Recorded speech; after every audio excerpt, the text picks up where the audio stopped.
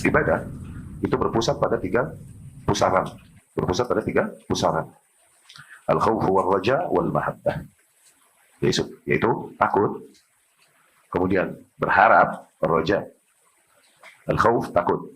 Lawannya, ar-raja, berharap. Ya? Sama satu lagi, al-mahabbah, cinta. Fa'ibadatul Jalla wa'ala la takunu ibadatan illa idza tawaffarat fiha hadhihi al-umur. Beribadah kepada Allah Subhanahu wa taala tidaklah terhitung sebuah ibadah kecuali memenuhi tiga unsur tersebut. Ya? Yaitu al-khawfu min Allah, yaitu rasa takut dari Allah Subhanahu wa taala, wa raja' rahmatillah, juga berharap kepada rahmat Allah Subhanahu wa taala. Fala yakunu khawfun faqat hatta yaqnat min rahmatillah. Ya? Jangan sampai seseorang di dalam beribadah hanya berangkat dari rasa takut saja sehingga dia putus asa dari rahmatnya Allah Subhanahu wa taala. Wala yakunu raja faqat hatta yamana min makrillah. Dan jangan juga seseorang beribadah berangkat dari roja saja. Ya? Sehingga dia terkena makar Allah, yakni kepedean ya. Wala yakunu mahabbah faqat bidun khauf wa raja. Tidak boleh juga seseorang beribadah hanya berangkat dari cinta saja, tanpa rasa takutnya, tanpa cinta, tanpa harapnya kepada Allah. Balla budda minats tsalatsa. Tapi harus tiga unsur tersebut terpenuhi. Ya, boleh ada qalu. Dari situ mereka berkata, yakni para ulama berkata, man abadallah bil khauf faqat fa huwa kharijiyyun. Barang siapa yang beribadah kepada Allah hanya berangkat dari rasa takutnya saja, maka ia adalah seorang khawarij. Ya, khawarij kaum yang seringkali hanya memandang hadis-hadis yang sifatnya tarhib atau ayat-ayat nas-nas yang sifatnya tarhib, yang nakut-nakutin, ancaman-ancaman. Ya, ayat-ayat dan hadis-hadis yang sifatnya wa'id, ya, janji-janji serem, ancaman-ancaman dari Allah Subhanahu wa taala. Itu khawarij. Akhirnya sampailah mereka kepada sebuah pemahaman sebagaimana pemahaman khawarij karena berangkat dari hal tersebut, ya. Barang siapa yang beribadah kepada Allah hanya berangkat dari rasa takutnya saja, maka ia menjadi seperti seorang yang berpemahaman khawarij, ya. Itulah mereka yang mengkafir-kafirkan kaum muslimin, bahkan melakukan peledakan-peledakan dan lain-lain di negeri-negeri kaum muslimin, gitu, ya. Kurang menyeimbangkan hakikatnya antara sisi khauf dengan rojanya, ya. Ya. Li'annahum ashabul wa'id, karena mereka adalah para ashabul wa'id. Ini di kelompok khawarij ini dibilang juga dengan kelompok wa'idiyah. Wa'idiyah, ya. Kelompok yang hanya berfokus kepada ancaman-ancaman yang datang dari Allah Subhanahu wa taala, ya, atas pelanggaran-pelanggaran yang dilakukan para hamba-Nya. Wa man 'abadallaha birraja' faqat fa huwa murji'. Dan barang siapa yang hanya beribadah kepada Allah berangkat dari harapnya saja, optimismenya saja kepada rahmat-rahmat Allah Subhanahu wa taala, maka dia seorang murji'ah. Nah, ini kutub satunya. Okay? Dia membaca ayat-ayat dan hadis-hadis, ya, nas-nas yang sifatnya wa'ad, janji-janji baik Allah Subhanahu wa taala. Allah Maha Pengampun, Allah mudah, Allah gitu. Akhirnya kepedeanlah dia dengan hal tersebut. Okay? Sehingga akhirnya seringkali justru berani melanggar batasan-batasan Allah Subhanahu wa taala, ya. Terseret dari pemahaman demikian, tersimpulkanlah dalam pemahaman murji'ah yang memahami kalau khawarij tadi adalah kaum yang bahkan karena terlalu fokusnya mereka kepada ayat-ayat dan hadis-hadis yang sifatnya ancaman-ancaman neraka, azab dan lain-lain, akhirnya mereka sampai kepada kesimpulan takfir bil kabair, mengkafirkan manusia karena dosa besar yang dilakukannya. Ahlussunnah tidak. Ahlussunnah tidak mengkafirkan manusia karena dosa besar yang dilakukan, tidak. Khawarij sampai titik itu, ya. Kutub satunya seberangnya murji'ah karena terlalu mereka optimis, kepedean kepada rahmat Allah Subhanahu wa taala, berangkat dari membaca ayat-ayat yang sifatnya wa'ad. Nah, wa'ad ini janji-janji baik, ya, janji-janji yang menghibur dan lain-lain.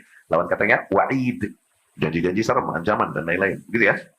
Nah, karena kutub satunya ini terlalu banyak membaca ayat-ayat dan hadis-hadis yang sifatnya janji-janji baik Allah Subhanahu wa taala, sampailah mereka kepada kesimpulan sebagaimana kelompok murji'ah, seolah-olah seseorang kalau udah emang beriman kepada Allah Subhanahu wa taala, maka sudah aman dari azab Allah Subhanahu wa taala. Begitu. Kalaupun dia nggak sholat, kalaupun dia nggak zakat, kalaupun dia nggak puasa dan lain-lain, maka Allah Subhanahu wa taala takkan lagi menghukumnya. Begitu, kepedean. Ngaco juga ini. Ya, akhirnya berantakanlah syariat. Seseorang kalau udah beriman, katanya, dia berbuat dosa seperti apapun, tidak lagi tertulis dosa baginya. Enggak ditulis dosa lagi baginya, katanya. Asal dia udah beriman kepada Allah Subhanahu wa taala. Kalaupun dia nggak pernah sholat, kalaupun dia selalu melakukan maksiat, enggak lagi tertulis dosa padanya. Tuh. Kacau juga. Hujahnya. Dalilnya katanya, sebagaimana seorang kafir. Kafir kalau berbuat amal soleh, jadi pahala nggak buat dia? Nah, nggak jadi pahala kan? Nah, demikian seorang muslim, kalau dia udah bersyahadat, maka dia berbuat dosa, tidak lagi catatan dosa, tidak lagi jadi catatan dosa baginya. Gila ya? Akhirnya berantakan syariat Islam, kewajiban sholat, zakat, puasa, haji, keharaman ini, keharaman itu, dan lain-lain, rusak karena pemahaman demikian, pemahaman kaum murji'ah, ya. Karena hadhihi tariqatul murji'ah, karena demikianlah gaya beragama kaum murji'ah. Alladzina la yakhafuna Allah, kaum yang memang enggak punya rasa takut kepada Allah Subhanahu wa taala. Wa inna ma ya'tamidun 'ala ar-raja' faqat, kaum yang hanya bersandar kepada harap mereka dari rahmat Allah Subhanahu wa taala. Wallahu jalla wa ala yaqul, Allah Subhanahu wa taala berfirman, "Afa aminu makrallah?" Apakah mereka merasa aman dari makarnya Allah? Apakah mereka kepedean? Gitu. Okay? Terlalu optimis sampai titik overconfidence, kepedean, ya. Dari makar Allah Subhanahu wa taala, "Fala ya'man makrallah illa al-qaumul khasirun." Tidaklah merasa aman dari makar Allah, dari tipu daya Allah, kecuali kaum yang memang merugi. Kecuali kaum yang merugi. Allah sering memberikan tipu daya yang demikian bagi seorang hamba, yakni sehingga dengan itu dia merasa seolah-olah telah berada di atas kebenaran, Allah mencintainya dan lain-lain. Akhirnya sampai titik dengan keyakinan itu dia justru melanggar batasan-batasan syariat. Ma'adzallah. Ya. Maka kita berlindung kepada Allah Subhanahu wa taala dari dua kutub tersebut. Allahumma inni as'aluk, ya Allah aku memohon kepadamu al-khawf. A'udzubika, Allahumma inni a'udzubika minal qunuti bi rahmatik. Ya Allah, aku berlindung kepadamu dari putus asa kepada rahmatmu. Gitu. Wa a'udzubika min makrik, dan aku berlindung kepadamu dari makarmu. Itu dua kutub. Khawarij, ya, sama murji'ah. Ya, wa'ad sama wa'id. Wa man 'abadallaha bil mahabbah faqat. Satu lagi. Dan barang siapa yang beribadah kepada Allah hanya dengan cinta saja, katanya, fahuwa sufi. Itu kelompok sufi. Dan sufiyah yaqulun, karena para kaum sufi ini sering mereka berkata, la na'budullaha tama'an fi jannatihi wa la na'buduhu khaufan min narih. Tidaklah kita beribadah kepada Allah karena kita menginginkan surganya. Tidak juga kita beribadah kepada Allah karena kita takut dari nerakanya. Wa inna ma na'buduhu mahabbatan lahu faqat.